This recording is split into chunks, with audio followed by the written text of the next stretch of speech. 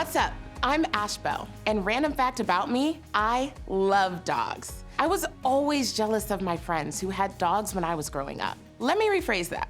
I was always jealous of my friends who had nice dogs. I had a few friends whose dogs absolutely terrified me, but my mom had the same response anytime my sisters or I begged her for a dog. Y'all are already expensive enough. I am not going to add on an expensive pet. So, because I didn't have a dog of my own, I had to live vicariously through my friends. And this became increasingly true when one of my friends got a puppy. That's when the jealousy reached new heights. They didn't just get a dog, they got a new cute mini dog. But it seems like every time this happened, after a couple days or a week, that same excited friend would have a totally different look on their face when asked about their new dog. They'd talk about how the dog barked all night, or used the bathroom all over the floor, or took one of their tennis shoes and now they can't find it. This is when they realized that this new cute puppy was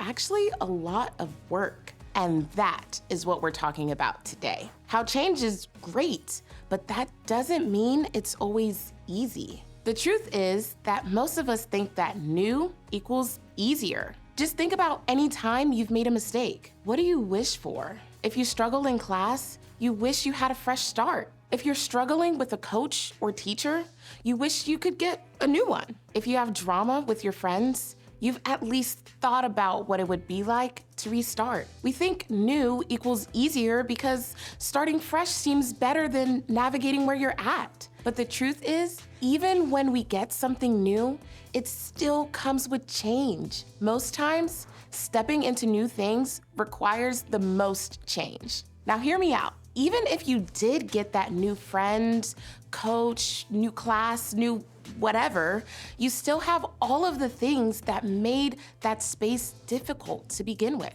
Seeing those spaces shaped into something new takes time and effort, and we don't always like that. And yeah, new might seem like it equals easy, but new can also end up being pretty tough. Change doesn't usually come easy, and if you have ever tried to change something about yourself, you know that. Change happens gradually, and entering into that change can be discouraging and frustrating. Even in moments where we want or need something to change, the best type of change takes time. Following Jesus is one of those places that we feel this the most. So much of what we hear about following Jesus seems to happen instantly. God already loves you and instantly forgives you if you're struggling with something. When you pray, God instantly hears you. So it only makes sense that changing a desire or overcoming a struggle should happen instantly too, right?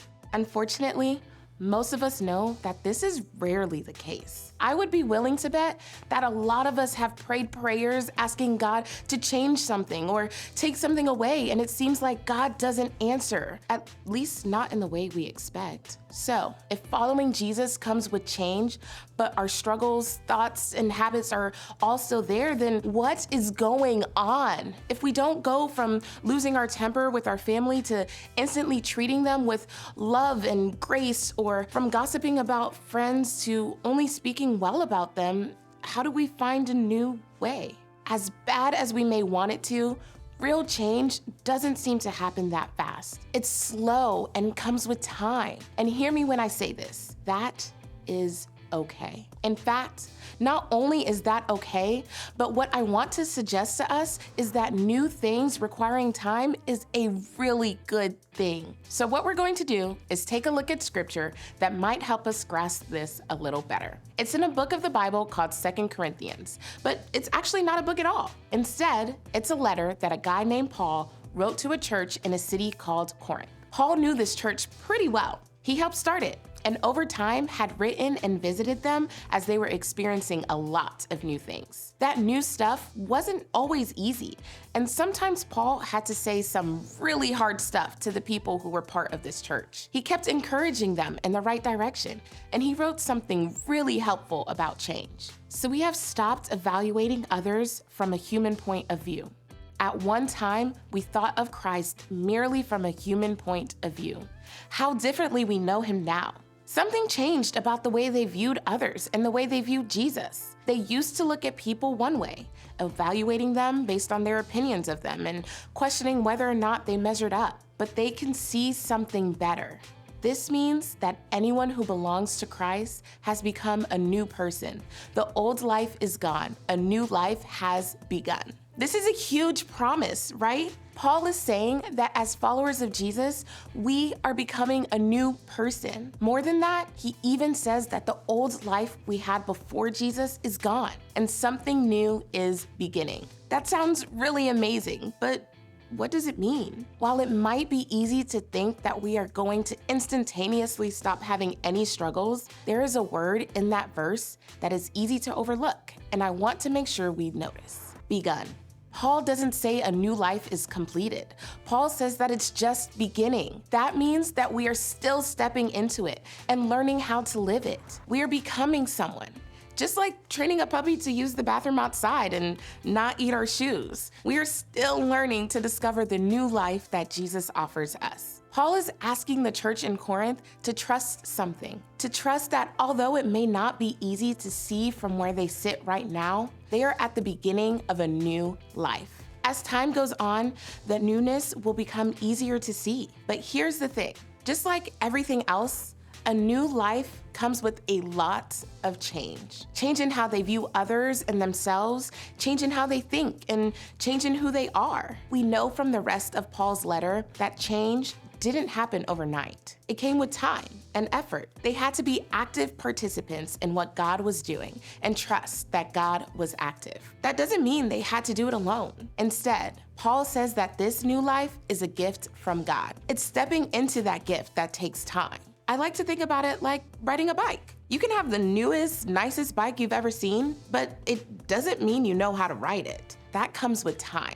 and it starts with a choice to trust that a new life is beginning and being open to the change that new life brings. We have the opportunity to make that same choice, that when we follow Jesus, we are being made into a new person. While we tend to think that new equals easy, Paul says there is so much more to the story. We are at the beginning of the story that God is writing in our life. And while some of us may be begging for something new and others of us may be scared of something new, becoming a new person always comes with change. I like to think about it like this: new always equals change. Just like the Corinthians, that change may be hard for us to see, but the invitation that we have in front of us is an invitation to trust. Trust that God is doing something in our lives and allow that trust to change us. Change the way we see others, change the way we see ourselves, and change the things that we desire. That doesn't come easily, but over time,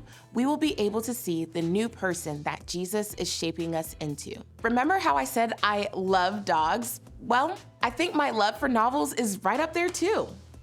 I love getting lost in a great book. See, books have different chapters, right? And different pages. Sometimes you turn the page and realize that you're at the end of a chapter and about to start a new one. This is how our lives work. Sometimes there's a new chapter that we don't like moving to a new town or new school. Sometimes there's a new chapter that simply happens, like moving up to high school or graduating high school. Sometimes there's a new chapter that we choose, like veering away from a friendship or picking up a new habit. And just like when we're reading a new book for the first time, we don't know what that new chapter is going to say. This is when we have to trust that God can see it, even when we can't. God doesn't just see that new chapter, God sees the whole book.